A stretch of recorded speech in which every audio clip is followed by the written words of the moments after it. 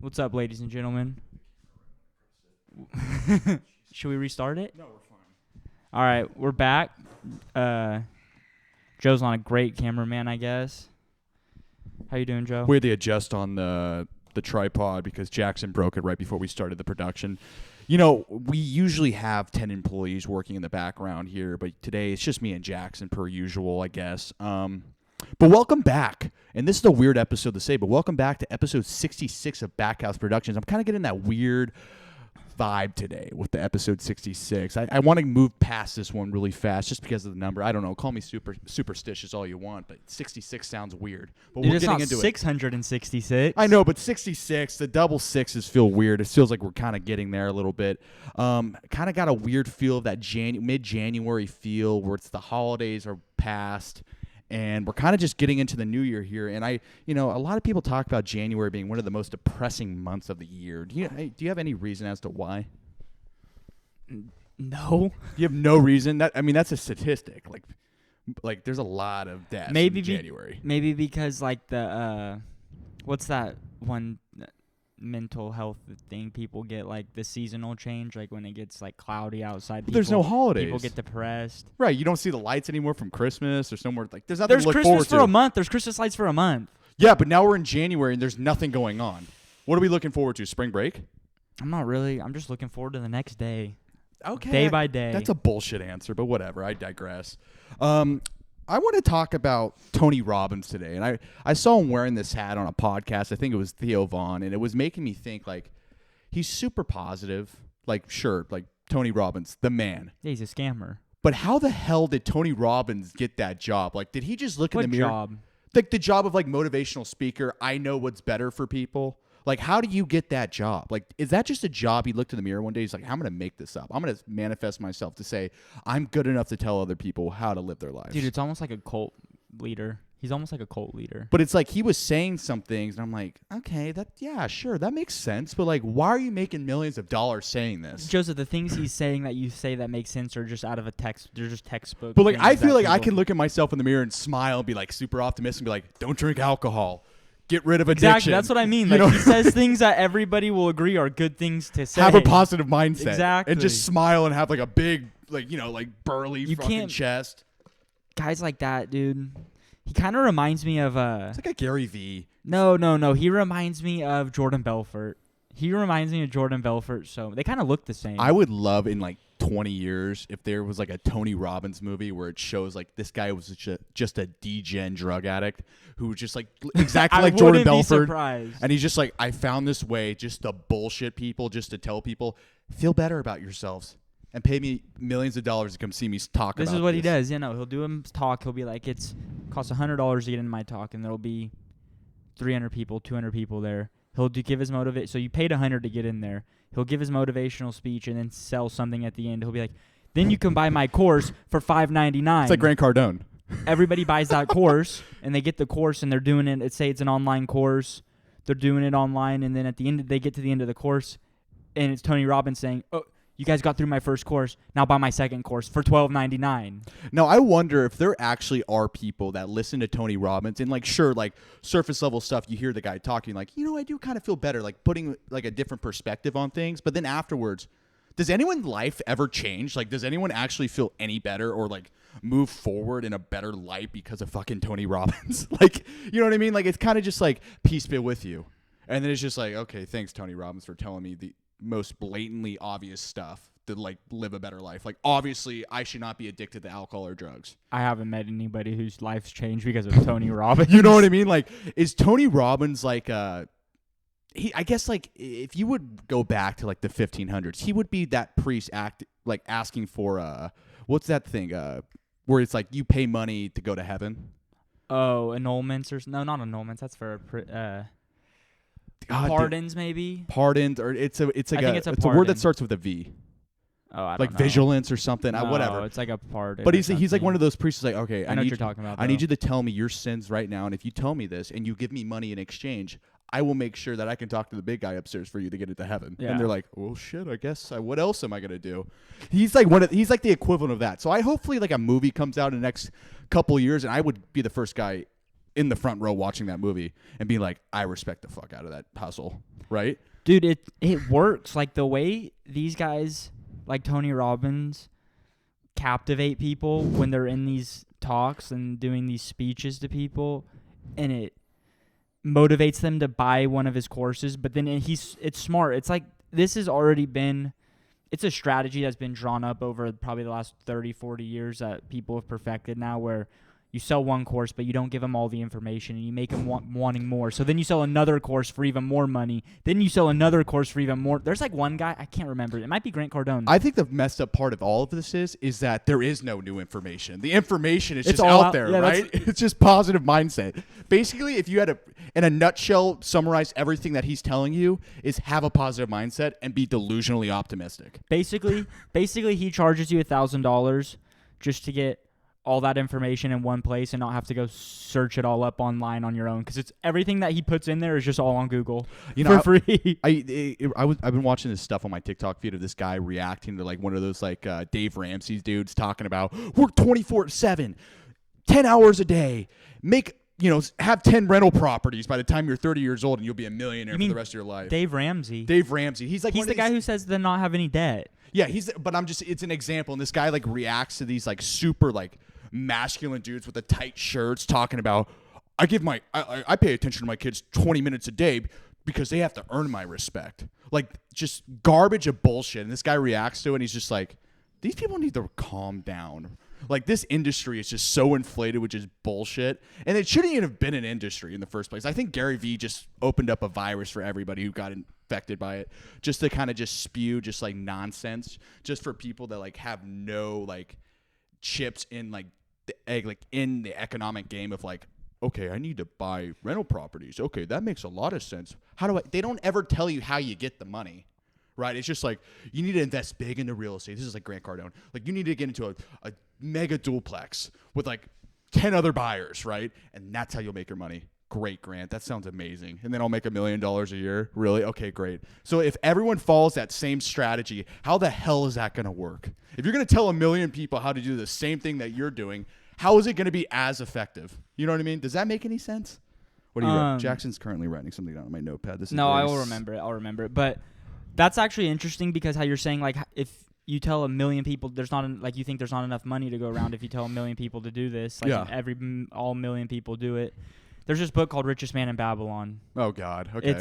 It's been made for thousands. It's been that's parables for like thousands of years. But it's basically about like money, saving your money.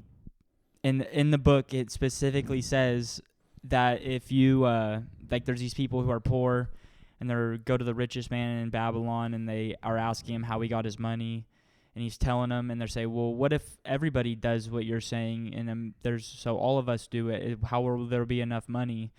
And he kind of explains like, well, when somebody like me goes and builds a house, I'm paying the laborers making money, the brick workers making money, like everybody. There's enough money to go around. It's just, the problem is all that money's in his hands and not in everybody else's hands. Like, basically think about all the money's in the 1%'s hands, and none of it's in the 99%'s hands.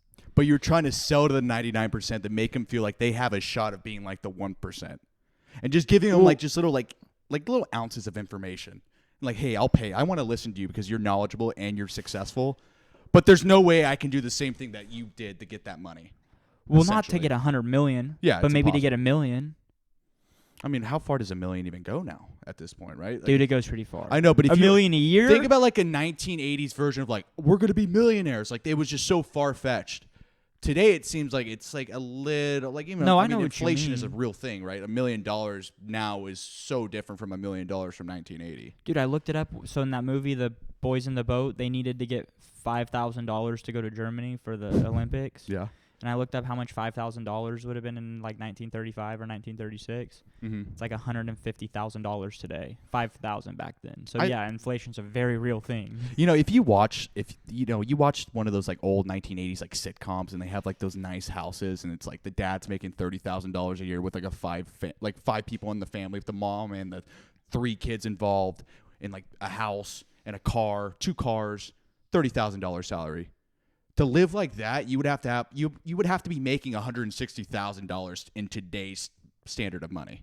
You're saying in the 1980s? In the 1980s, you can make $30,000, have a decent-sized home in the middle class, support your family of 5. No one else is working other than you. You're saying $160,000 a day in a household or per person? I'm saying that person would have to make $160,000 to have the same standard of living and like lifestyle. But you were just saying the husband and wife were each making 30 grand. No, I'm saying the wife's not working. It's just the husband. So he's just making 30 I'm grand. talking about like a classic 1980s sitcom, like where he just comes home to work. He comes home from work. His wife and 3 kids are there. They have 2 cars. They have a decently sized home, and he's only making $30,000. And in today's standard, he would have to be making $160,000. I don't know. I think no, that's a real thing. Like I think somebody who tells you they're making 80 grand are barely skating by. if they don't have kids, they're fine. They're barely skating. You can't even have kids. It makes no sense to have kids. Dude, 80 grand's a lot of money. 80 grand today is not 80. Like I just said, Yeah, $30,000 it's not back in then. 1980. You can afford all these things, and your wife doesn't even have to work, and you can afford. Well, 3 think kids. of this: if you're making $80,000 before taxes, so your salary's 80 grand, and you're still paying taxes. Yeah. So say you're taking home 55, 60,000 after taxes. Don't even think about having kids. Dude, I don't know.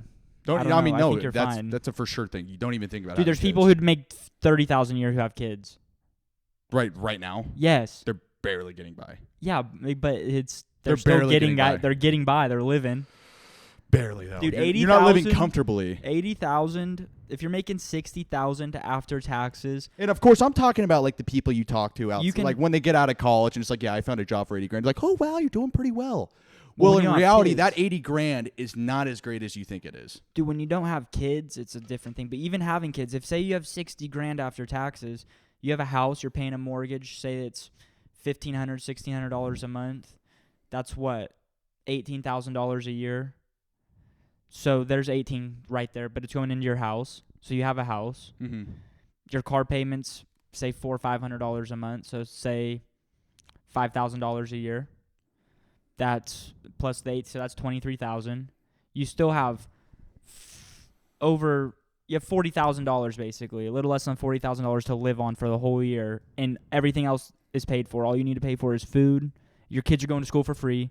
Dude, 80,000 is enough money to live on with kids. Yeah, but like, I'm thinking of like the Homer Simpson type family where the guy is barely working. He shows up and he's making enough just to support his family, go to school, afford for college, have enough cars that the mom and him can drive themselves. Maybe even the kid shares a car or they have their own car. Like, and this is how backward this economy is. Is like people with those type of jobs today cannot live like that. Like cannot live like Homer Simpson does, right? In those like cartoons or in like old sitcoms, like how you portray like a modern American family. They don't live like that anymore. It's like rental properties. Like you're living in an apartment most of the time. Like people living in their 20s, early 30s. Like most people are living in apartments right now.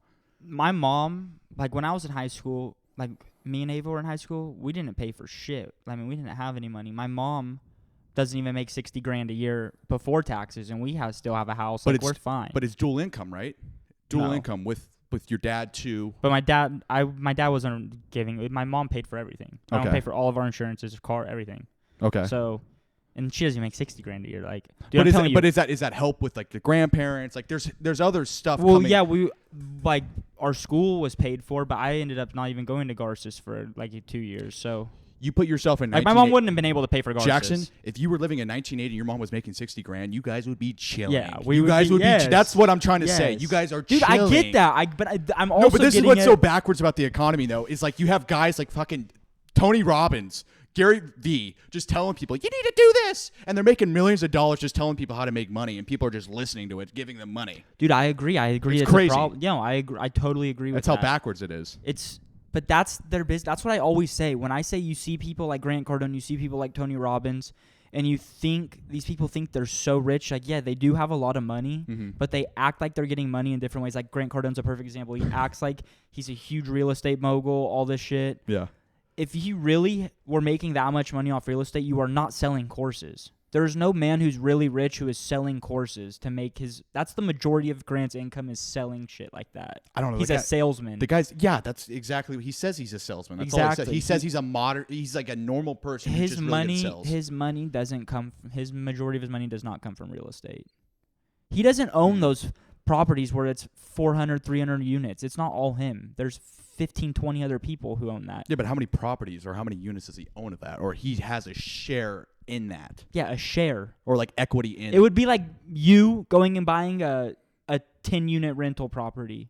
Yeah, that's but like what he to has, sell the course, to tell people, hey, look what I'm doing. Don't you have to have a good amount of like revenue you're making from this for people to actually believe that, like, hey, this guy knows what he's talking about? It's all in social media, dude. I think it's all the Jordan Belfort platform. It's like the Fugazi bullshit. Like, hey, look what I can do. I'm selling pink sheet stocks to you, saying that what is it? Like, what's the Jordan Belfort platform? He sells penny stocks to people by telling them that like that they're gonna make money off. They're making money off it, but he's saying like Disney and like it's like a Disney stock. Like it's gonna be the next Disney. It's gonna be the next Apple stock. And it's really like a penny stock, but he's making 50% of the shares. Like if I invest $10,000 to a penny stock, he's making $5,000 in commission. Yeah. Instead of like if you're actually selling a what is it like an actual you make 1%. You're making 1% of the commission. So it's kind of like you're like fluffing this up. You're making it all. It's all fake. None of it's real. Yeah, but you understand Jordan Belfort was able to do what he did without social media. Grant Cardone would not be able to do what he does without social media. Oh, no, it's so much easier to do it now. That's why there's so many more Jordan Belforts. Jordan Belfort's one of a kind. They made a movie off Exactly. of it. Now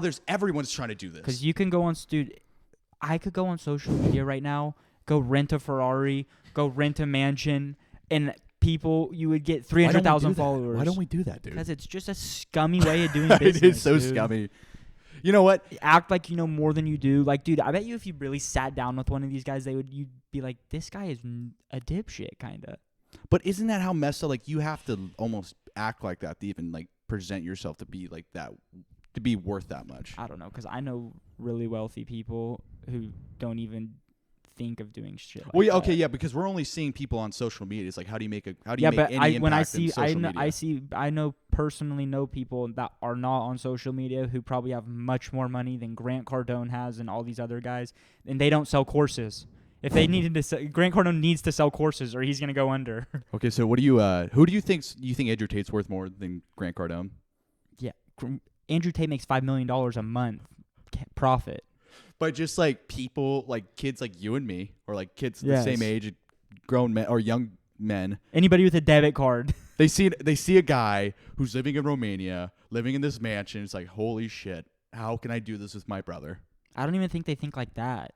Dude. But it's like, I want to be a little bit like him. Andrew Tate's thing, I've never bought it, but I heard at one point it's a $50 a month, so you're paying $50 a month, and he has 100,000 subscribers, and this was like this is like when he first started. Yeah. Like, this is like when he first was getting big. Like, started 2022. That's $5 million a month he's making. But that's $60 million, and it's it's all the revenue's profit. There's no money that goes into this at all. And I wonder how many of those kids are actually making money from the classes. Well, this is what he does, though. It's not classes. It's just like isn't it called Hustlers University? Yeah, but it's not. You don't take classes. It's like a Discord type deal. And Andrew Tate posts like clips of him, and he lets them take the clips, and that's how he got so big. Yeah. These kids take the clips and post them on YouTube, on TikTok, and then they make money from the clips. It's just like a Ponzi scheme. It's not a Ponzi. Well, how's that a Ponzi scheme? You're paying him to push his content out there. That's not a Ponzi scheme. What's a Ponzi scheme? A Ponzi scheme is like if I'm a hedge fund manager and I'm telling you invest $1 million with me, and I'll give you 25% every year. Mm-hmm. And for what? And I'm not actually investing your money, but I'm still giving you $250,000 a year off of that $1 million. But the only way I'm getting you that $250,000 is from getting other investors to give me $1 million to give you that money, and I'm paying you with other investors' money. But couldn't you? That's a Ponzi scheme. Couldn't you say the Ponzi scheme is like, hey, you're telling like the first group of kids that like went to Hustlers University, like, I want to be just like you, Andrew. All right, push my content, and then I want you to get other kids to push my content, and then we just keep paying people. We get more and more people to push my content. The way everywhere. The way it works is that's another dude. His is kind of a genius way. That's how he got so big, dude. Because all these random accounts are just posting Andrew Tate. And he didn't even have an account. Andrew Tate's everywhere, and all these people are making money off the revenue, the ad revenue. They're like little Andrew Tate soldiers. Yes, and it's genius. It's genius, and he also incentivizes these kids to have other people. So, like, say I'm signed up with Hustlers University, I get a referral code. Mm-hmm. I'm paying $50 a month. If I tell you to sign up with Hustlers University and use my referral code, Andrew Tate gives me $20 every referral I get. So, yeah, he's making $5 million. So, is he getting that money from the kids that are actually the new people getting into the Hustlers University? And with that money that he's taking, he's just giving it to the people that like are using the person's referral code, right? The money that he's Basically, getting so- from new people. So assume this, basically, for every person, because every person who signs up isn't going to be referring people, obviously, but assume that they are. Assume every person who signs up will be referring one person Yeah. a month. Mhm. So instead of $50 it costs, it's really only $30 it costs because you're getting $20 back for each referral. Jesus. So he's making $3 million a month instead of $5 million. I mean, geez, whoa. But then he's got to like prop himself up. He's got to make him look like this like grandeur of just like him being like so amazing, so great, so powerful, so like manly. Where people are like, oh my god, this guy's awesome. He's That's like the problem. He's like a There's- superhero. There's people nowadays that think that. Like people who really know what's going on do not think Andrew Tate. Like Andrew Tate says cool things. Like he says things that are legitimate. What people are thinking, yeah. He But- says the things that But people there's can't people say out like loud. us who just look at him as another guy, and then there's people who look at him like he is literally God. Yeah. and No, will pay him $50 a month. it's almost like kind of a cult in a way. Yes. Like, That's it's what a I cult just said following. about Tony Robbins and shit. No, it's all a yeah, no, I cultish. agree. It's all a cult following. But Yes.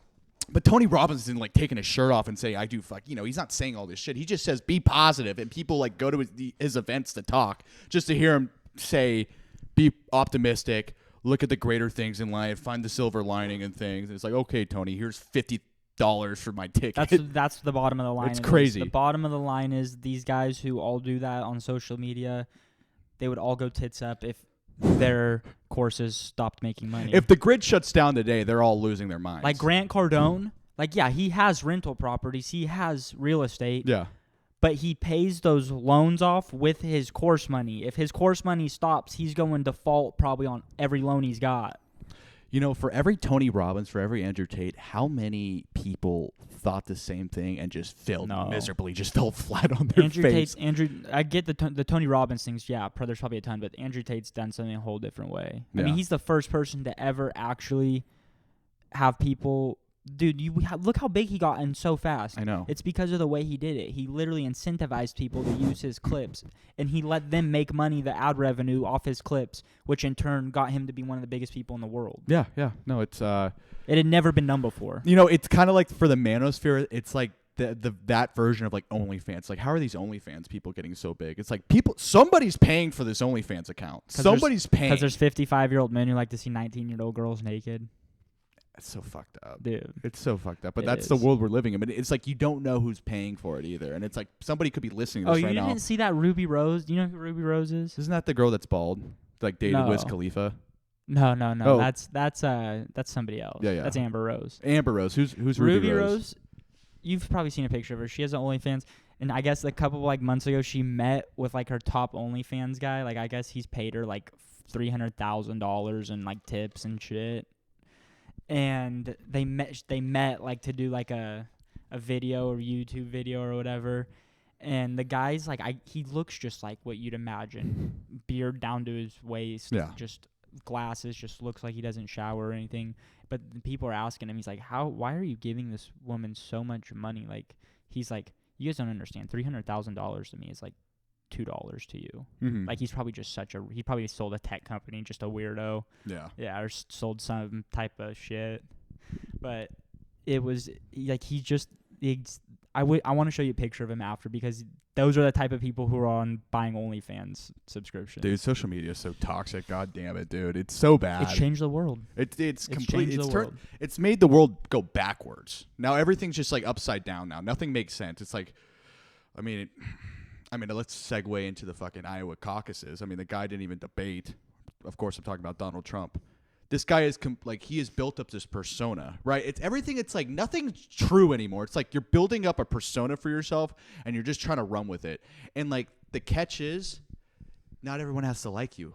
And this is like the Howard Stern platform of like, your haters listen just as much as your fans, right? Like you built up this persona. You get people to like you, and you get people to really hate you. But at the same time, you're still getting traction on social media. I mean, the guy won in a landslide in Iowa. I mean, what he won 51% of the votes. Yeah, he won the most votes in a primary of all time. And the guy didn't even debate He once. had over half the votes. He didn't debate once in the RNC. And it's not like there were just two candidates. Like when it's running for president, there's multiple candidates in the primaries, and he had over half of the votes. I don't think people understand how insane that is. No, it's insane. I mean, what I saw something. It was like a weird statistic, and it was all going up based off Iowa. It was like, you remember during like the 2016, 2020 campaigns where it was like college-educated people weren't voting for Trump at all, and it was like mostly people that didn't go to college were like his big like voting base. Okay. And it was at like 20%, I think, in 2020. I saw it like when it came out like just a couple days ago. He's at like 36% of college-educated people are now voting for Trump. That's what I was going to say. There's a lot of people who I've listened to for the past 3-4 years who admit that they voted for Biden in 2020 and admit they're going to be voting for Trump in 2024. Like a lot of them. Mm-hmm. Like that Adam Sosnick guy on Patrick Bet David used to be a hardcore liberal. He is, I'd classify him as center right now. Yeah. Like, he used to hate Trump, and he has publicly said he is voting for Trump now. Well, it's just people are so sick of how America is becoming, and they realize he's not just him. I mean, if it was, it might just be him, because if it wasn't, they'd vote for somebody else in the conservative party. Mm-hmm. So people are starting to believe like America needs another one of the. We need that president that the whole world respects. Well, I think we're getting to the point where like the lines of like what makes someone left and right are moving drastically to the left. Like Trump was always a Democrat. You look at Kennedy Jr. He was a Democrat. Now he's an independent.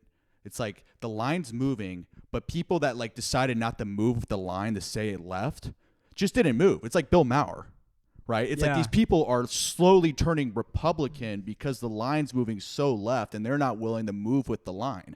Well, because it's becoming so radical. Yeah. It is so radical. I mean, it's come to the point where it's like, okay, has our history, like we've had a very dark history of racism, of like segregation, having certain groups of people build things for another group of like another race of people. Yes, we've had a very dark history. Yes, women didn't vote till the 1920s. Like, yes. But you could say that to any other country's history. Like, yes, everyone has a dark history.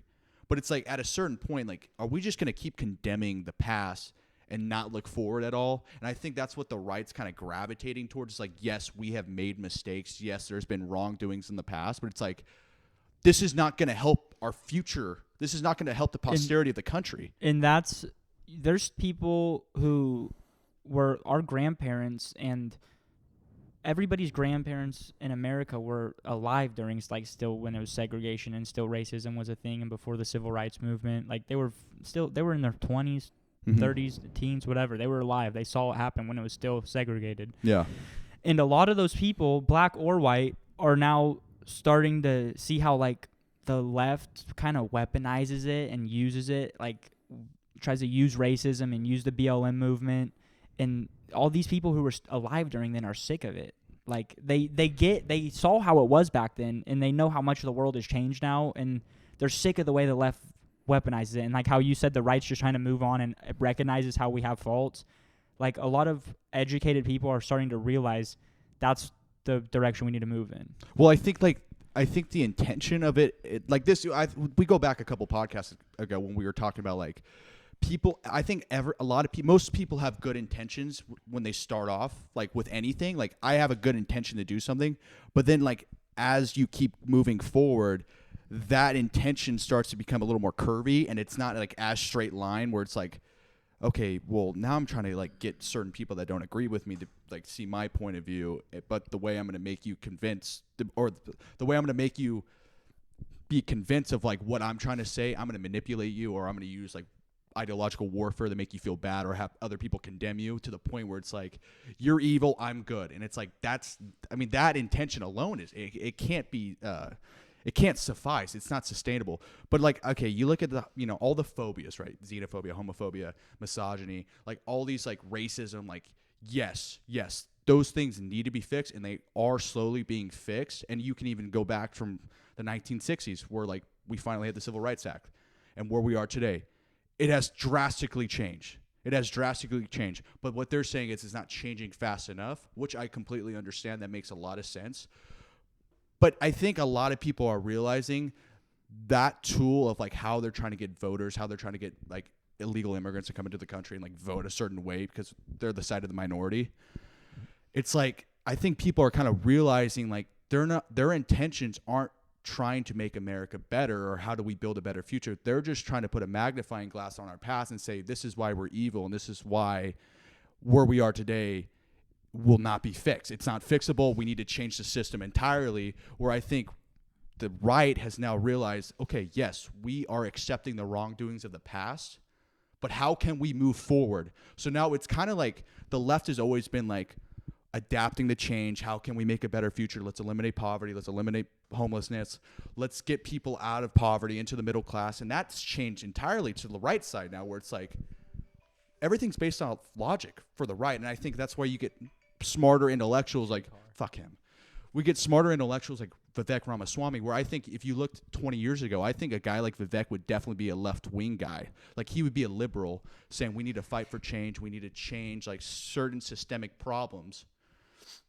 But now the way kind of the right and left have altered their perception of like the world, Vivek's a right-wing guy now because he knows that we need to move forward in a positive manner. How can we unite people? And so, I mean, it's just like the identity of both parties have changed drastically, and I think it kind of started with Trump in 2016, but I think he's going to win in a landslide. Yeah. I really do. Like, I find it very hard, and I think, honestly, like, and if it wasn't Trump who was going to run, like, say he does get indicted and somehow they take him out of the ballots, which I would find it so offensive and so, like, unconstitutional. If he gets taken off, I think really the only person that could probably beat Biden, I don't think DeSantis can beat Biden because I don't think people like his personality or how he is. I think people just won't vote. They'll boycott it. But I think the one person that would probably beat Biden, and this is the problem with like identity politics, is Nikki Haley. Just because she's a girl. Just because she's a girl, she would get people that vote left usually. They would vote right just to get a girl in office. And I think Nikki Haley would probably be the only person that could probably beat Biden. I'll tell you in what, 2024. Even the left doesn't want. They just want their ultimate goal is not to indict Trump. Their ultimate goal is just to cause as many hurdles as he can have and hope that he gets too caught up in some of this, but he's not ultimately ever going to be indicted. Because if that happened, I think it would be mania. People would boycott the elections. It would be probably the least amount of voters. I mean, they're trying to do it right now. I wouldn't now. vote. They're trying to do it right now. I wouldn't vote. I mean, it's kind of turned into the point where the left has become like recalcitrant in a way where they're uncooperative with anything. Like this is the problem I have with everything that like they spew. Okay, because I agree that we have had wrongdoings. I completely agree. But the second someone says I'm pro-American, they're instantly like labeled all these negative things in their mind through the media that told them like people that are pro-America, pro-state rights, pro-everything, like pro-just America is evil in a way. And I can't agree with that message moving forward and like improving the country and like bringing more unity and continuity to the nation, right? Like it's not sustaining. It's like they're trying to make a revolution happen here where they're just trying to throw down all the systems of government that have been placed from the beginning of our country's origin. They're trying to throw it all away. They're trying to have more federal power, right? They're trying to have more federal intervention, less state rights, and I just can't agree with it. I think you're trying to take individualism away in the name of utilitarianism, but that utilitarianism is coming from the minority, which is like juxtaposing what utilitarianism is at all. Does that make any sense to you? Well, everything they do is backwards. Yeah, and the way exactly. you say if you're pro-American, the way you say if you say you're pro-American, how it's almost like a bad thing for them in their head, like they label you all these things. Yeah, they feed into people almost being anti-American. They feed into people taking a knee during the national anthem. They feed into people maybe burning a flag. Like they almost like I feel like on Instagram, if somebody's burning a flag, the Instagram algorithm will boost that and show it everywhere. When that should be taken off the platform right away. And you know what? I want to just mention something because, I mean, this happened to us on Monday when we were posting a TikTok about American energy, about like having like not being anti-fracking and like actually like using our oil resources to actually like export throughout the entire world instead of importing everything and relying on other nations' oil and energy. We posted this on TikTok. We had a guy running for the 20th District of Congress in California talking about being like pro-American energy, about like fracking and shale oil and using the resources that we have here at homeland. That got taken off of TikTok. But then, like, why is that getting taken off of TikTok if you can literally post anything? Like, most things go uncensored. Like, you can pretty much post porn on TikTok and nothing gets said. You can talk about Palestine, Israel. You can talk about all these, like, hubs of, like, hotbed issues. But when you actually want to talk about, like, resources of, like, actually bringing down oil prices and actually helping, like, America, like, actually have stable prices without fluctuating so much, where it actually affects everybody's lives, that gets taken off. Why is that getting taken off? I don't understand that. Why can't we have a platform where most people can like post different ideas? I mean, this goes back to what we were talking about last podcast about like having both sides talk about certain issues where one side doesn't just get excoriated, like censored heavily. Because people who are actually common sense minded hear things like that, and if they hear things like that, they realize they don't want people to hear common sense things like that, because they just want to feed them all this radical stuff and make that's all they see, so that's all they can believe. But then when they do hear something common sense minded like that, and it's a common sense minded individual, they start clicking in their head, like things start changing and things start moving in their head, and they start moving away from that radical stuff they've been being fed all this time, and they don't like anything on that platform, especially TikTok. And we both know in that we were like, why is this getting taken down? We were playing golf, Makes and no then sense. you realize he said China, brought up China in it. I bet you anything with a white person saying China, it immediately gets flagged on TikTok to the point where somebody has to look at it and make sure it's like nothing bad, something good. If it's fine, they could let it go. I bet it's something like that. And here's the weird thing: we posted it again, and then it didn't get flagged. But it makes me think: are they just trying to like kind of like suppress it a little bit so it doesn't catch as much traction? It doesn't get as much notoriety. But you know what? I do want to say this too, because I don't want to just be like the Republican side's so great, because I don't think it is. Because you go back 20 years ago, you think about the rapaciousness of the Republican Party and the warmongering that was going on with the Bush administration, with the war on terror. Like, these things change, right? Like, it kind of felt like 20 years ago with the Obama, like when he was running for president, it kind of seemed like they were the common sense party, right? And the right was more of like trying to cling on to like less taxes, cling on just the greediness, right? Like just like the country club white people in a sense, right? They want to cling on to that, and everyone's like, hey, you're the oppressors. We want to have a voice too. We want to have more hands in the economic system. But now it's like it's kind of flip-flopped, where it's like now those people that are on the left side are just condemning America, and they're not really looking for any like solutions to fixing anything. They just like to complain about things.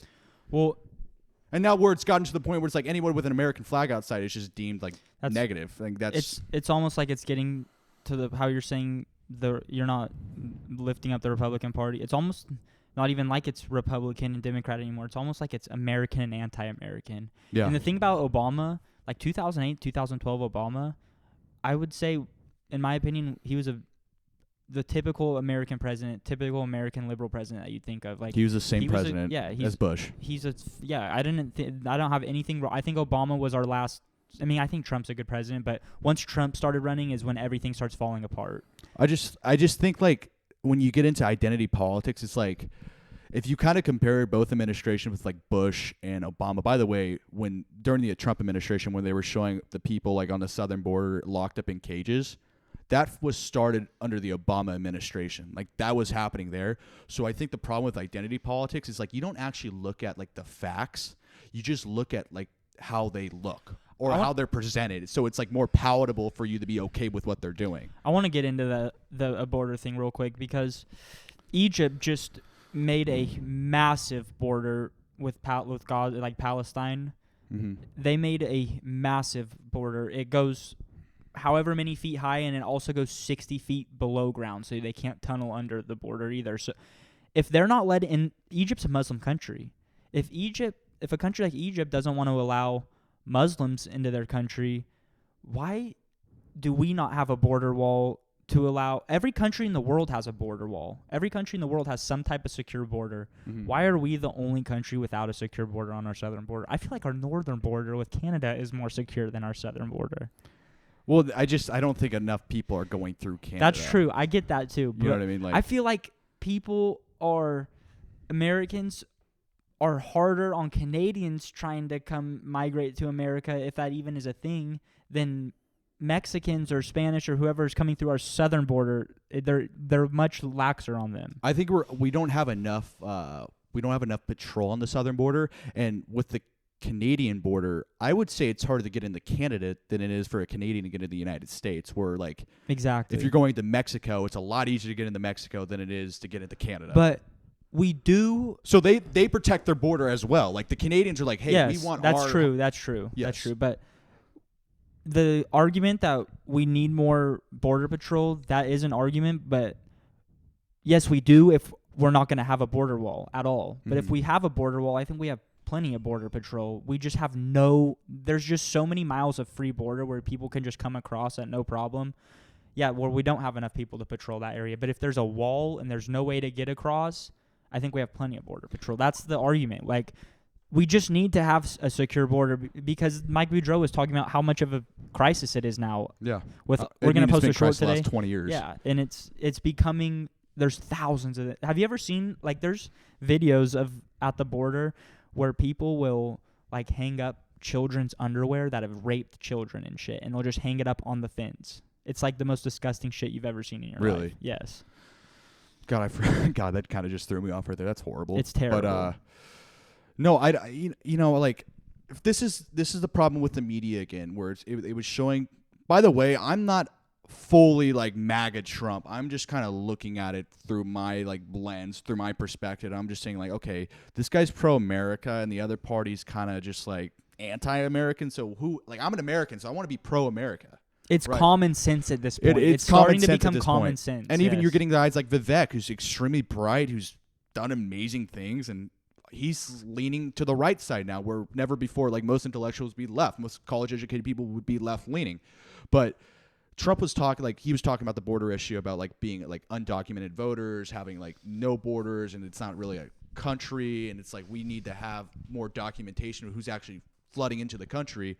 And it was a guy, I forgot who it was, like CNN and analyst. Like, it showed Trump talking at like his when he won the Iowa caucuses. He was talking, it interrupted him during like his anti-immigration speech, and the guy was talking. I think it was like it wasn't Jesse Waters. He's a Fox. Whatever. So this guy on CNN was just talking about like, and here is Trump talking about this horrid anti-immigration rhetoric. Like, just the way he was labeling it was just, you're just trying to create like you're just trying to create fractions in the country. Friction, yeah. Yeah, like, it's just like, why does he have to frame it like that? Like, it's honestly like, it is common sense based. Like, we can't have undocumented people flooding into the country. Like, we have to know who's coming in to be a country. Exactly. Like, we can have a protected border and still have, like, all of time, people from the Philippines. There's a huge Filipino community in Bakersfield. Mm-hmm. All of them have had to legally immigrate to this country. Whether it takes a couple months, a year, 2 years,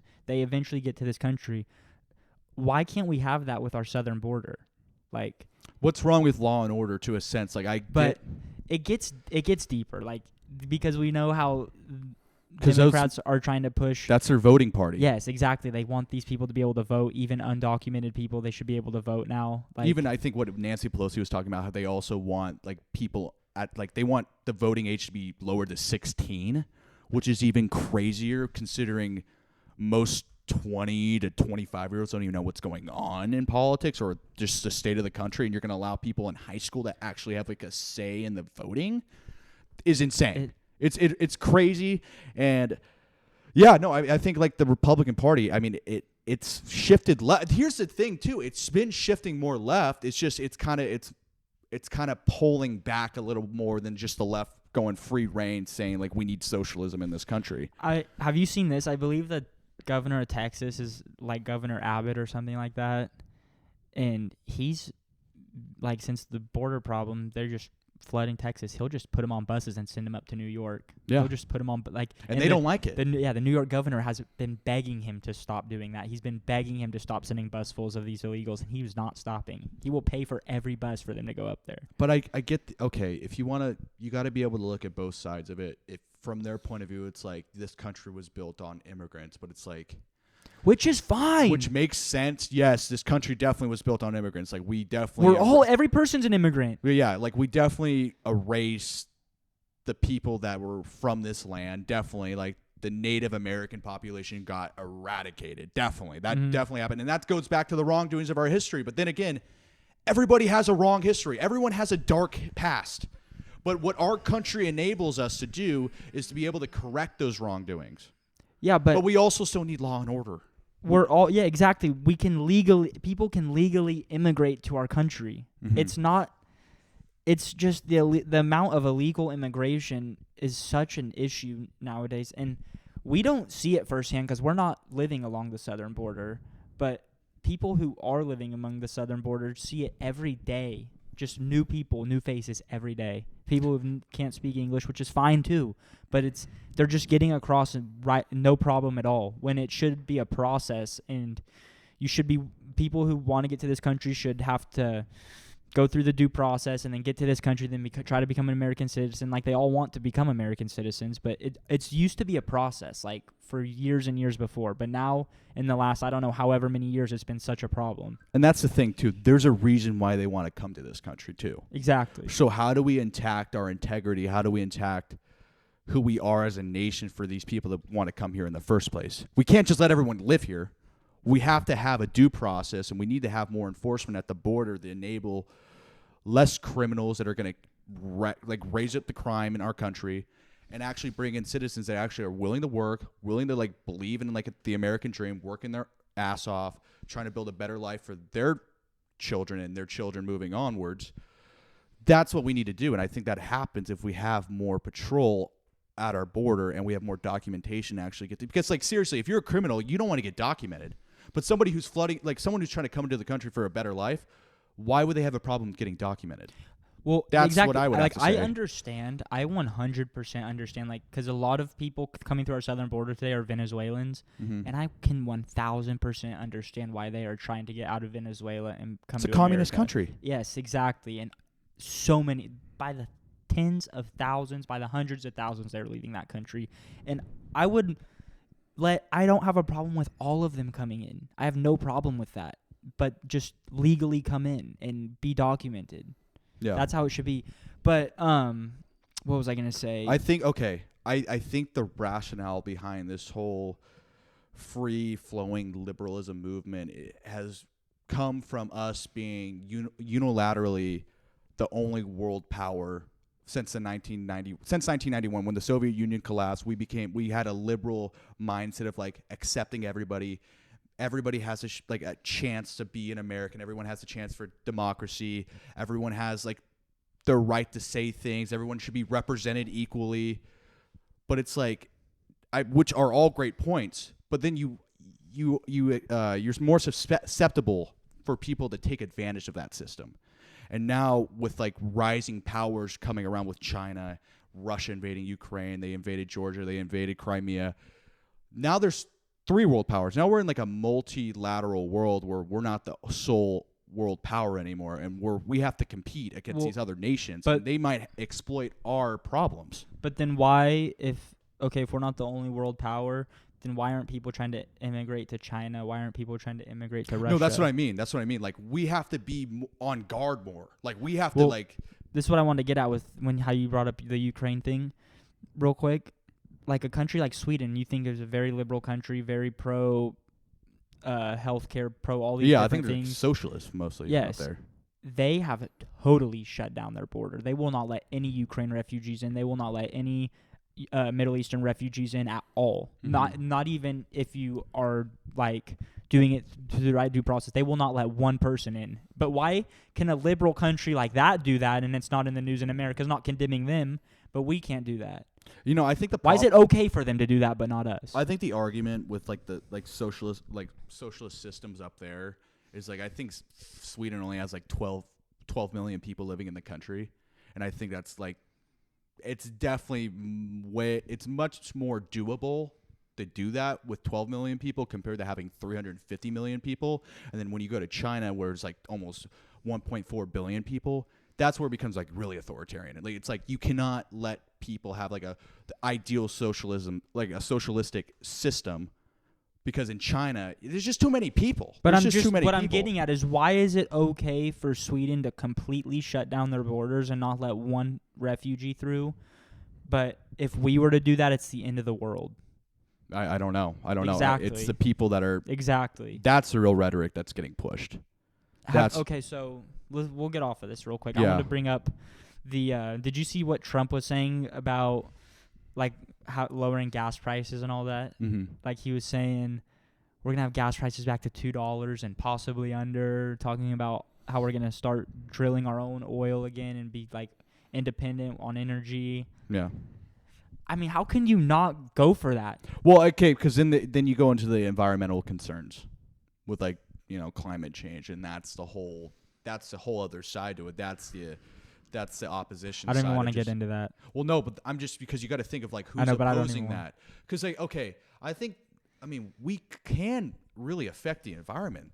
I really do think we are affecting the environment, but I think the way they frame it is that we are changing it so much. I think we make an impact on the environment, but I don't think how much we change it is as severe as they're making it Okay, seem. nowadays But I think we do need to be a little cautious of it. We do change the environment, but nowadays, like with these modern oil companies and the modern drilling techniques, it is so much less harmful on the environment than like these illegal gold mining operations in the Amazon or these illegal mining operations in Africa. Those are 100 times more terrible to the environment than what we do in America. Like there's mercury polluting all the rivers there because of gold mining. Mm-hmm. There's just if you look at when a gold mine has they've left the area, it's just destroyed. Yeah. In the Depleted. Amazon or in Africa, it's just destroyed.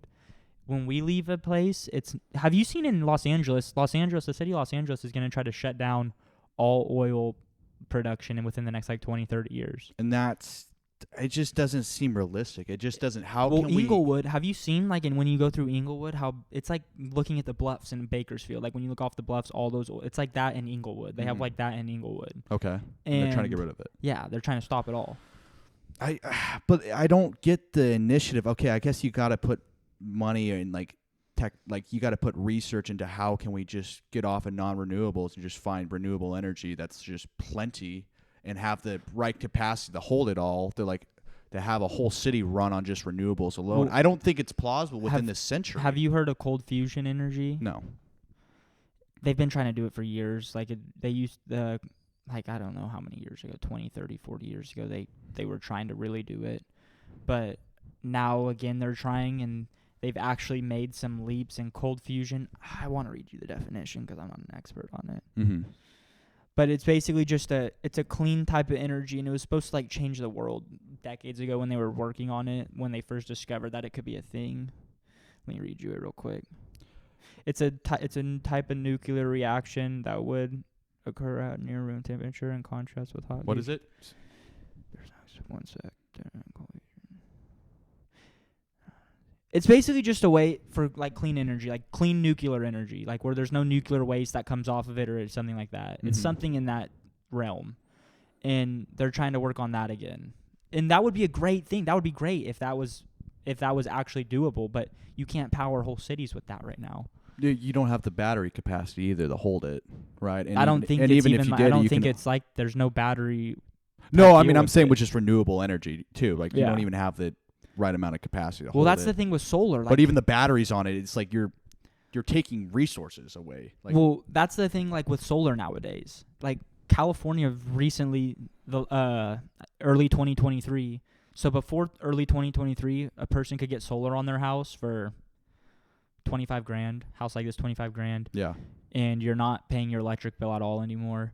You're producing electricity throughout the day, and then you're using ample electricity. You're producing more than you need, so it's going back onto the grid.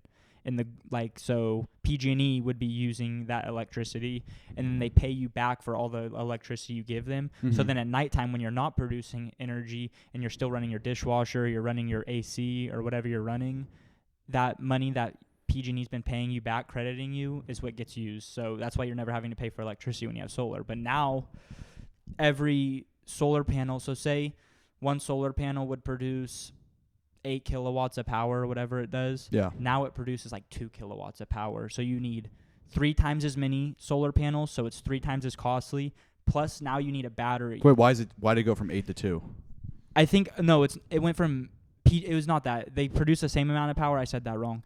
But PG&E's paying you less than before. Like PG&E would be say paying, let's just use a number 10 cents to now they're only paying 2 cents. Okay. So you need a battery backup, which is like, so if it was 25,000 after early 2023, it would be 60,000 to get it, because those batteries are like 40,000, because there's so much solar that is putting way too much power onto the grid that we can't even use it all, and they want you to have your own battery backups to just be able to store that. Oh, because they don't have enough storage for it. Yeah, there's Okay. too much power going onto the grid. Mm-hmm. But then it's like, why don't we build more battery backups like on the grid to be, because there's still rolling blackouts throughout California. You know what? Like if you had to look into, okay, so we're living in the 21st century, obviously. By the 22nd century, that sounds weird to say. What isn't like, okay, if you want to look into like a futuristic world, what would that look like for energy wise? Like how can we generate our own energy? Solar. Like would you just have to get it all from the sun and then based off, and we have enough storage capacity to hold it all? Dude, like that's the future that they're looking at. They say you can take a small corner of Utah, and if you put solar panels through that whole small corner of Utah, it could power the entire country. So it's just the problem is the storage of it. It's they can't just hold it all. Yeah. Like So if they figured that out, how that to could store be plausible. it. Yes. Yeah. So maybe that's the drive, because you're trying to incentivize that, right? Like if you're trying to ban any fracking, you're banning non-renewable energy from getting, like, I guess, captured here. You're trying to incentivize to like put more money But into also avenues of that. Also, say you were to do that. Say they did make a huge solar field in Utah, gets a ton of sun, because there's places in America that don't get a ton of sun every day. Mm-hmm. You also have to build like pipelines or power lines that run across the entire country, either underground most likely, but that's another huge infrastructure logistic thing you have to deal with. You know, I will say though, it would be nice. No, don't open the garage. God, that just threw me off. That just threw me off. What I was getting at though with the solar thing, like Yeah. how we're putting too much power back on the grid. That's why PG&E stopped, because it used to be incentivized to want to get solar. Now it's not incentivized anymore. That's why, because we're putting too much power on the grid. So now they're basically not incentivizing people to get it. So now less people are getting solar nowadays because it's way more costly.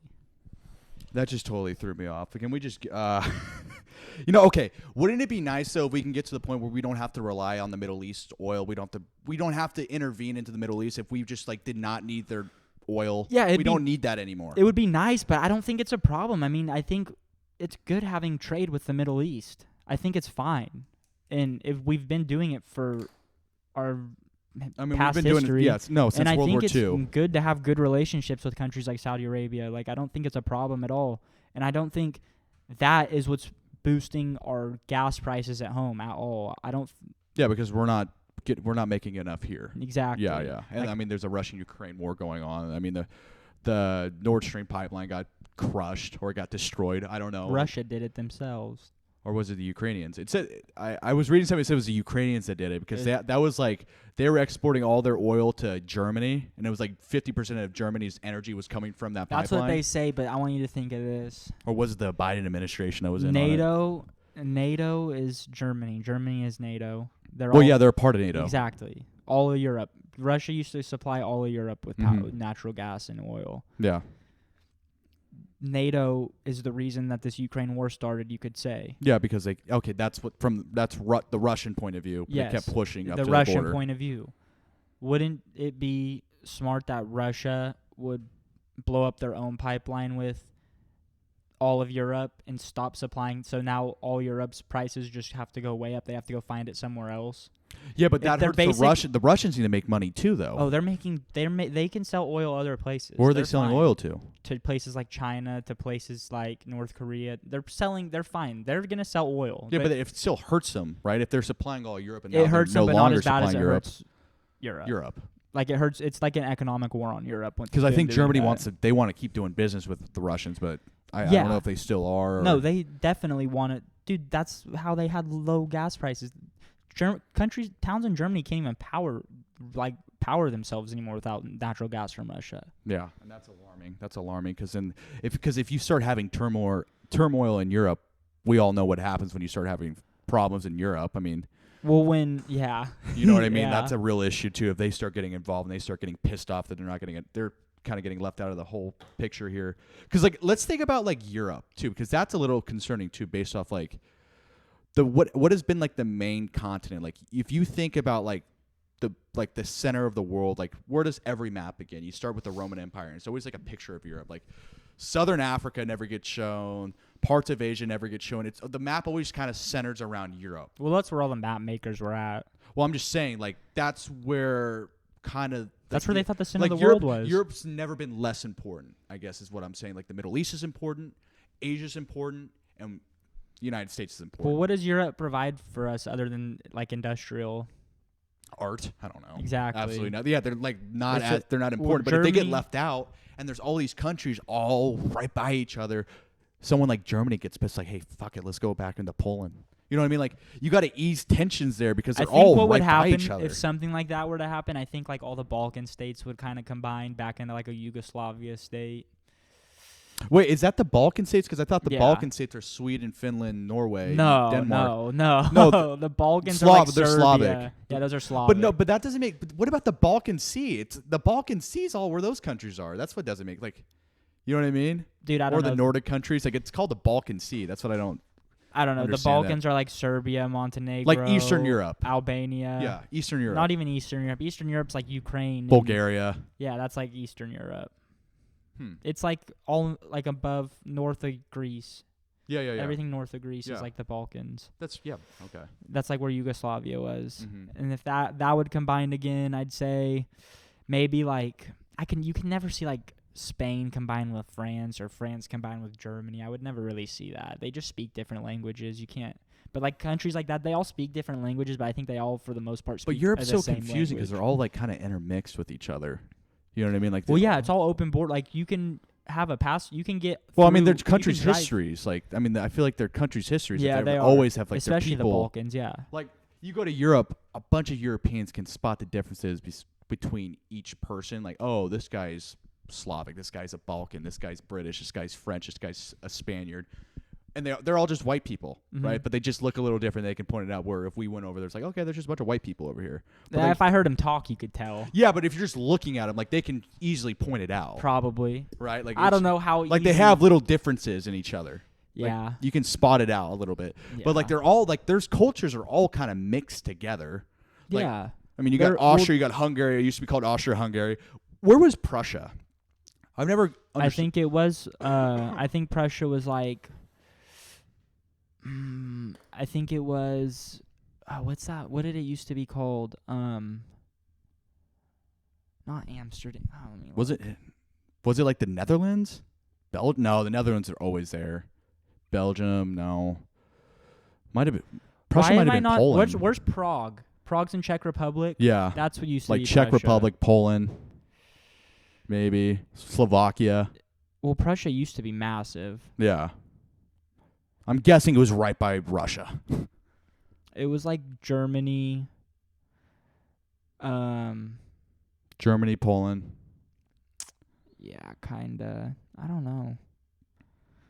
I don't know what they constitute as Prussia nowadays. If you were to call yourself Prussian, it's no. But where was how far did the Prussian Empire expand? It was huge. expand? It went it bordered Russia and it bordered France. It was huge. Okay. And then you had the Austria-Hungary Empire. Yeah. Yeah. I got you. Okay. All right. Yeah. Okay. So let's just kind of just break this down here. We're pro-American, and I think you can tell which party is more pro-American, but I think the pro-American side should also recognize the problems that America has done in the past, so people don't get subjugated to, I guess, more oppression. But if we can figure out a way for all of us to work together and not look at everything in a lens of race, because we're all Americans, right? We're not. Nothing should be race-based. It's crazy. That's why I hate. What up, J. Carr? Are you serious right now?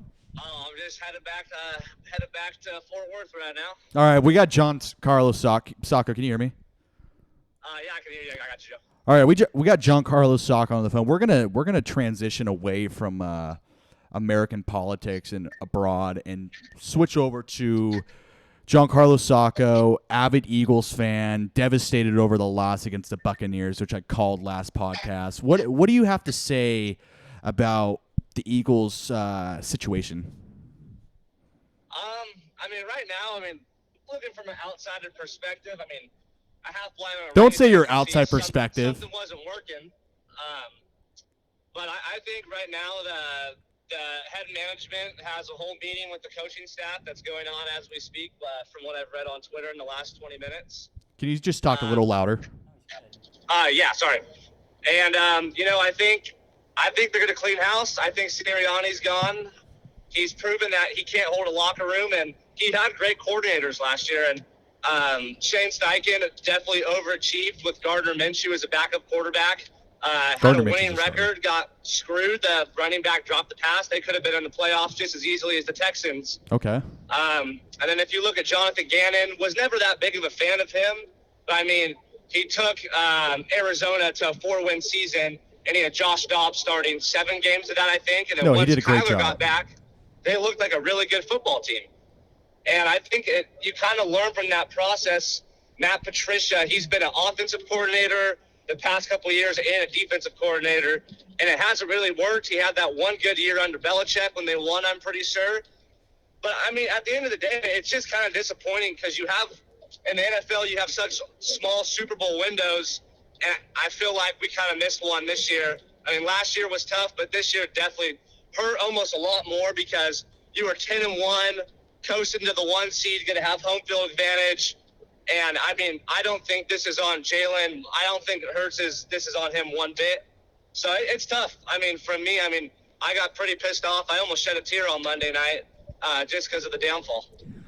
J. Carr, I totally agree with you. It's not anything to do with Jalen Hurts. But if you were to say if Sirianni were to get fired, who would you want to lead the helm with the Philadelphia Eagles? I'd like to see, I've kind of been flip-flopping back and forth with Belichick and Variable. Belichick's not going to you guys. I've kind of came to the conclusion that I want Mike Vrabel more as a coach. Vrabel. I think he's a grittier coach, and I think that's what Philadelphia needs. It's not from there, but it's a gritty city. All the fans, most you could say obnoxious, but they care the most out of any team in the league, I'd say, besides the Bills. And I think we kind of need a culture shock there. Sirianni, I think Cowherd said it really good the other day. Sirianni's a little kid that got a big kick job that was helped out by amazing coordinators. So Sacco, you were sucking Sirianni's dick when they were 10-1 6.5 weeks ago. All right, you were on the Sirianni hype train when they beat the Chiefs. What are you talking about? All right, why don't you go down with the ship? You know Howie Long's going to fix the team. I think Mike Vrabel's out in 3 years if he goes to Philadelphia. Let's just face it right now. Let's just look at reality. All those veterans are gone. They're going to have to rebuild, and Jalen Hurts is getting paid $55 million a year. How are you going to rebuild around that guy? The team sucks now. I don't think it sucks, though.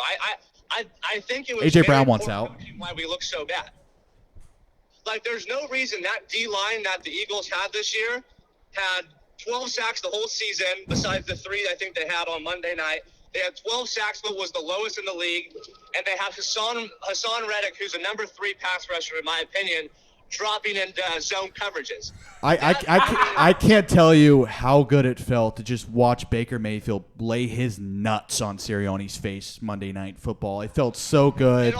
Felt so good to watch. I'm a Baker guy. I always have been. We know you are. To him. If we're being honest, Joe, that game should have been 45-9. who's their tight end? Otten, Kate Otten. Yeah, Kate Auden. Yeah. He dropped 3 passes, and Mike Evans dropped the touchdown pass. And, I mean, when you look at it, coaching, I think, has 70%, but I think when your players don't trust the coaches, they're going to look so much more out of position. And I think kind of the coaching tree, and I feel like Sirianni was kind of lost without a good coordinator. And I think that showed. They were winning. We were 10-1. I wasn't on the hype train because we didn't look good in one game. We looked good in the second half of the Chiefs game. We looked good in the second half of the Bills game, and we actually looked good the third game when we played the Bucs. But I think it was total coaching malpractice. And you know what? When you see something like that, and if I'm Jeffrey Luer and I'm Howie Roseman today, I'm getting rid of it. And I'm saying sorry. Yeah, you made it to a Super Bowl, but whatever that shit was that you guys pulled the last 7 games of the season, you're out. I'm sorry. I agree. Jay Carr losing 6 out of your last 7 is very disgusting. But what do you have to say about when Jalen Hurts was in his press conference the other day and they asked him what he thinks about Sirianni leaving, and Jalen Hurts responded with, "I didn't think he was going anywhere." I think that was. I mean, if you look at Jalen, I think he's the best quarterback in the league at the podium. Personally. Wait, say that again. Best quarterback. I think if you at the podium, I think the way that he holds himself with the mic is a very respectful manner. Absolutely, I agree. And, yeah, just a I don't great think thing to look Jalen at wants when you to. lose. I mean, you can see the guy's frustrated on the sideline. He doesn't show emotion, but the last 7 weeks, you can see he's frustrated. But I mean, obviously, he's going to try to be the franchise guy. Like, hey, put the blame on me. But I know deep down, I mean, as a player, there's no way that you can. There's no. When Troy Aikman's on the broadcast saying this is not right, this is not on Jalen, this is a coaching malpractice, and you have announcers saying it. So, I mean, I think what Jalen said was just kind of more of a respect thing and a respectful manner to the organization. Do you have the inside information on why Dallas Goedert was screaming at Jalen Hurts on the sideline? I watched the interview with him. He said they're completely fine. It's just you won't ever get the real story of what it was. But, I mean, let's look at the facts. They have him and Devontae Smith 6 yards apart running down the field on 3rd and 2. What the fuck are you doing? I mean, you throw the ball 45 times in Madden, but DeAndre Swift will still have 12 carries. He had 7 carries through the first 3 quarters of the game. You're not going to win a football game by airing it out. I'm sorry, you're just not. Saka, this is what I think about the state of the Eagles. I think they threw their chips in all on this year. They had all the veterans playing their last year. Kelsey's gone. Jalen Hurts is making $55 million this year, and moving forward, I don't think they can afford a team that would be as good as they were 2 years ago or even this year. I mean, you could say that in some. You could definitely say that. I agree and disagree with that. Okay. You know, you look. Brandon Graham says he's going to he'll sign for the league minimum. He's Jesus, the guy gonna be 40 next year. Why don't they sign Jason Peters again too? Wait, what'd you say? Why don't they sign Jason Peters again too then? Well, I hope so. I mean, let's get Brett Selleck back. He hasn't officially gone in with the Eagles and retired. Schefter put that out. Fuck Schefter. So I mean, I think there's still a good chance. I do think Fletcher Cox will retire, the longtime D lineman.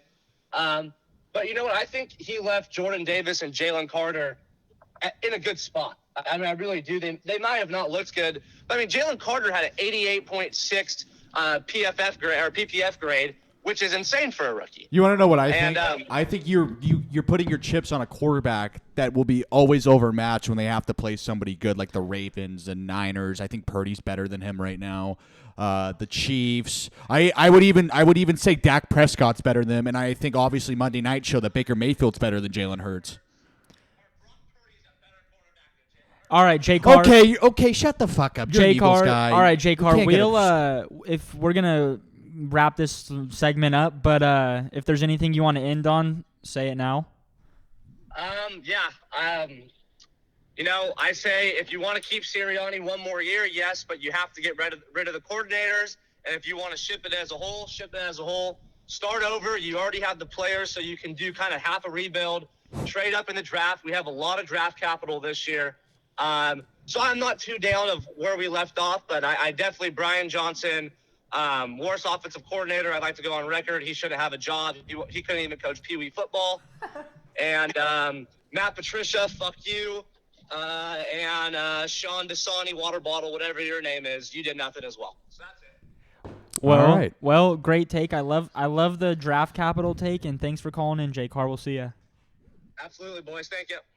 I think the guy is he's really one of a kind. This is I think he's going through a stage of denial right now as an Eagles fan. I think really their like window to win a championship is over because Jalen Hurts is good, but he's a B+ quarterback at best. Okay, but can we just admit that Jay Carr is a different type of fan? He cares. I don't know if it's him playing this role that he acts like he cares He's this playing much, a role. He's playing a role. or if he just doesn't have anything to really grasp onto other than loving golf, that he just has to find something that he can really love and sink all his teeth into. You know, I think he's a typical Philadelphia Eagles fan. He's not as bad as a Cowboys guy, but this is what I hope for. I hope Belichick signs with the Cowboys, and the Cowboys go on to be good for the next 5 years, while the Eagles are just like treading at 8 and 9 every year. I think Jalen Hurts, after watching them in that Bills game that they played, especially when they were down and they came back and won that game at the end, Jalen Hurts is the only quarterback that I see in the NFL with like a real Mamba mentality. Like, he reminds me of a Kobe type. Have you not NFL listened player. to Lamar Jackson interviews? Lamar Jackson talks the same way as Jalen Hurts, but here's the difference. I'm not saying talking. I'm saying the way they are on the his field. mindset. He has a Mamba mentality too. And you know who's drastically better than Jalen Hurts? Lamar Jackson. like he's Jalen Hurts is Dak Prescott. Literally, those guys cannot get a team over the hump. And they you went watch to the that, Super Bowl last year. Dak Prescott's never been to a Super Bowl. Well, did you not see the Eagles team was loaded? It's like Brock Purdy went to the NFC Championship game, but he got his elbow injury, got hurt, and that's why the Eagles went to the Super Bowl. That's also they almost won in the Super Bowl. I know they almost beat. They would have the lost Chiefs. to the Niners in the NFC Championship game if Purdy doesn't get hurt. Purdy was on a roll. I get that. Like, they got a couple breaks last year, and I think it all kind of came to fruition this year, where it's like, okay, like, can you win a game with Jalen Hurts throwing the ball 45 times? No. That's why he said you got to give the ball to Swift more than 7 carries in 3 quarters. You can't give the ball to DeAndre. He's not a 20 carry a game guy. You give him maybe 12, 13 carries. You give Gainwell maybe 9, 10 carries. I think the mistake was moving off of Miles Sanders. I think Miles Sanders is a way better running back than any of those dudes. Well, Miles Sanders, I have always been huge on Miles Sanders since he was at Penn State. Dude, he's baby Saquon Barkley. Or Saquon Wears Barkley. 26. Yes, exactly. Yeah. I think A.J. Brown's going to want to leave because he realizes Jalen Hurts can't really throw him the ball. Right, you look at him all year. He's been complaining all year that he's not getting enough targets, even though he was 4th in the league in receiving yards. Yeah, and he for a couple weeks, he was getting like 150 a game. You know what? You look at what Mike Evans did with Baker Mayfield. That's a fucking master class right there. I think A.J. Brown looks at that and he's like, well, shit, Jalen can't do that to me. I'm getting no touchdown. I'm getting no targets in the red zone. I'm getting stupid yards. The guy can't give me the ball. Mike Evans is one of the greatest receivers of all time. We're talking about here. But would you say right now A.J. Brown's better than Mike Evans? Yes. Right now, because he's younger, yeah. Yeah, Mike Evans is 31 years old. He's been in the league forever. Baker Mayfield been in the league for 11 years or 10 years. Yeah. No, he's had 10 straight years of 1,000 yards. That's been insane. Forever. But A.J. Brown's like prime of his career, and he's still getting numbers because he's in the prime. A.J. Brown's a unit. I watch him leave this offseason. Watch him. He's gone. Where would he go? Where would he go? If you're AJ, where do you want to go? I would say, where could he go is the question. Chargers? Maybe the Chargers. If they get Harbaugh. Maybe Rams. I think maybe the Chiefs when they lose to the That would Bills be this playoffs. insane. Maybe he That would would go be with insane. Mahomes. That would be insane. Maybe the Steelers. I like the Steelers. Nah. Maybe with like him and Pickens. No. Steelers are good. No. You're just talking about nobody. Hurts can get him the ball better than anybody on the Steelers can get him the ball. I know, but I just feel like the Steelers are kind of trending well, up. but They're always going to be good. Totally just trumps what your talking point Why before. does DeAndre Hopkins go to the Titans? It's because they can pay him more money. All right, I don't know. Change of scenery might be better. But DeAndre Hopkins is also starting to turn the corner in his career. A.J. Brown's in his prime. He's about to sign for a massive contract. Why does Juju Smith-Schuster go to he just did sign for a massive contract. Doesn't he make like $25 million a year? Yeah, but those guys, if they want to leave, they'll just not show up to practice, and they'll just cut them or trade them for something. They do that all the time. Any team would pay A.J. Brown $25 million a year that can afford it. Yeah. I mean, if I'm the Chiefs, that's going to be their Miami? No, they have too many guys. Yeah. They have Tyreek and Waddles. You can't pay all those guys. I would say that Waddles is not a $25 million guy. No, Waddles but he's a $20 million not guy. even. I don't even okay, think. he's a stud. I'd pay him like 17. The 16. Chiefs' Achilles heel this year is receiver, and they're going to be drastically exposed when they play the Bills this weekend. And when they lose, you're going to be like, damn, well, maybe we need a guy who can just, like, we can throw the ball to, right? We can't just hope on Mahomes to throw to a 34-year-old Travis Kelce every play on a 3rd and 16. Joe, $20 million guys are number one receivers. Waddles is not a number one. I think in most Tyreek cases. Hill is probably a top 10 receiver all time. So I think if you put Waddles on, like, the Falcons, he's the number one guy. Like, he's a number one guy. And on, he's like, probably making $20 million on the Falcons. He's probably like a number one guy on, like, probably 22 teams right now. No. Yeah. No. I think if you put Waddles on, like, No way. Who? 22 out of 8, so out of 30. 22 out of 32 teams. 100. Yeah, let's go through it. I think Jalen Waddles is an absolute freak of nature. I think he's a he's stud. good. I think he's great. I think he's awesome. great. But I don't think 20. Packers, he's a number one guy. Okay, but Packers don't. Chiefs, he's a number one the guy. Packers and the Chiefs both have Ravens, he's a number one guy. C-rated receivers. Okay, yeah, we're talking. I said 22 teams. Cardinals, he's a number one guy. Okay, let's just go Colts, through he's a it. number one Chiefs- guy. Chiefs, he's probably the He's a number number one guy. Eagles, he is not. No, not Bills, with AJ he Brown. is not. Okay. Lions, he is not. No, fuck you. Amon Fuck you. Ra is better than Jalen Waddles. I think that's a toss-up. It's a toss-up. Let's just leave. That's not an automatic yes. Okay. That's not an Dolphins, automatic yes or no. obviously not. Packers, yes. Yes. Niners, no. No. Texans, yes. Yes. Tank Dell, he is better than Tank Dell. He's a better version of Tank Dell. Next one, Bears, yes. No. Browns, no. Amari Cooper. Yes. Amari Cooper's gonna be 32 It doesn't next matter. year. It doesn't matter. That's like a Bucks, Lions one. No. Ravens, Yes. probably. Better than Flowers. Better than Odell. Rams. I don't know. No. Is he better than Puka Nacua? Who would you rather have, Puka Nacua or him right now? That's a toss-up. I'd rather have Cooper Kupp than both of them. Well, Cooper Kupp can't stay healthy. Well, I don't Whatever. care. That's another wash. New England, yes. 'cause Yes. New England Chicago, is yes. everybody. Chicago, no. Who? DJ Moore? Yes. Okay, Jackson. Are you Move kidding on. me? Move on. Sure. No. He's had multiple 2-3 touchdown games. No, dude. It's okay. No. Raiders. Seattle, Raiders. no. Devontae Wait, Adams hold is on. leaving. You just skipped Can we look at the Seahawks. list? You skip the Seahawks, and it doesn't matter if Devontae's leaving. That's no and no. He's not better than DK. Minnesota, no. Broncos, yes. Obviously, no. Broncos, yes. Cardinals, yes. yes. Jags, yes. The Jags? Dude, the Jags Who? have Calvin Ridley, who is a beast. You know Christian Kirk, who is a beast. Stop. Don't. That's nonsense. Stop. You think Jalen Waddles would be the number one on that Okay, team? Christian Kirk and Tyreek Hill. Jalen Waddles and Tyreek Hill sounds so much better. Okay, next one. Jets. Wilson. No, Wilson's that's better Garrett than Wilson. That's a toss-up. Panthers, yes. Giants, yes. Yeah. No, Bengals. No. Saints, no. Yes. Chris Olave. Yes. Yes, dude. Yes. Colts, yes. I don't even care to continue. Commanders, with this. McLaurin. I would give McLaurin. McLaurin's better. Yes, McLaurin's way better. Okay, you didn't even go through all of them, and that was 15 NFL because you teams. said Olave is no. Yeah. Waddles is better than Olave. Yeah, sorry.